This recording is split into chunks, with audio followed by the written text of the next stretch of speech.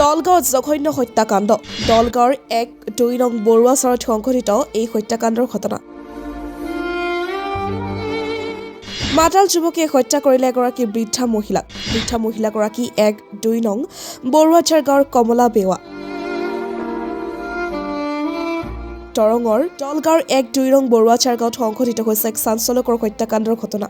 গাঁওখনৰ এজন মাতাল যুৱকে এগৰাকী বৃদ্ধাক দাৰে ঘপিয়াই হত্যা কৰে নজৰুল হক নামৰ মাতাল যুৱকজনে সংঘটিত কৰে এই হত্যাকাণ্ড 70 বছৰ উৰ্ধৰ বৃদ্ধাক হত্যা কৰি পলায়ন কৰে মাতাল যুৱক নজৰুল হকে বৃদ্ধাগৰাকী নাম কমলা বেৱা ঘটনা সংঘটিত হোৱাৰ পিছত ঘটনাস্থলীত উপস্থিত হৈছে দলগাঁও আৰক্ষী দল ঘটনা সন্দৰ্ভত আৰক্ষীয়ে তদন্ত অব্যাহত ৰাখিছে খুৰে দেখিলোঁ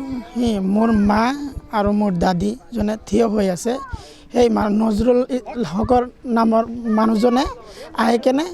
দাৱৰ উল্টা পৃষ্টি দি কেনে কোপ এটা মাৰি কেনে লাত এটা মাৰি কেনে পেলাই দি সি গুচি গৈ আছে তেতিয়া আমি এই মোৰ দাদীটোক উঠাই কেনে গাড়ী দি লৈ আহিলোঁ হস্পিটেল লৈ গ'লোঁ এই হস্পিটেল পোৱাৰ আগতেই ইন্তেকাল কৰিলে এইখিনি মই দেখিছোঁ নাই যোৱা নাই আমি নাই এই দৌৰি গুচি গ'ল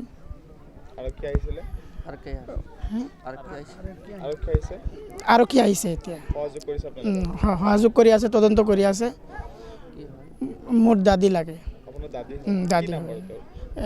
কমলা বেৱা 80 মান হ'ব 76 চাওক ইফালে আমাৰ 1-2 নম্বৰ বৰুৱাজৰ গাঁওখিনিত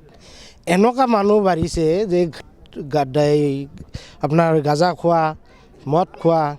এইবিলাকো বন্ধ কৰিব লাগে আমি আৰক্ষীৰ গতেই দিছোঁ বৰ্তমান এতিয়া আৰক্ষী তদন্ত কৰি আছে আৰু এই আসামীটো ধৰি ফালে আমাৰ ন্যায় তদন্ত লাগে উচিত শাস্তি দিব লাগে পুৱাৰ ভাগত এই আমাৰ মামী হয় গাঁৱৰ 1 নম্বৰ বৰুৱাঝাৰৰ এই ল'ৰাটো দায়েদি গপেইছে ৰাজহুৱা মানুহ দেখা পাইছে সাক্ষীও আছে তাৰ নাতিক দেখিছে চবেই দেখিছে ল'ৰাটো পলায়নত আছে এতিয়া আমি পুলিচ তদন্ত কৰি আছে এতিয়া ধৰা পৰা নাই ল'ৰাটো বাহিৰত ক'ৰবাত আছে নহয় সেইটো নামাজি মানুহ ল'ৰাটো এনে ভাল এনে তাৰ গাৰ্জেনগিলাক কয় পাগলা বুলি কিন্তু পাগলা নহয়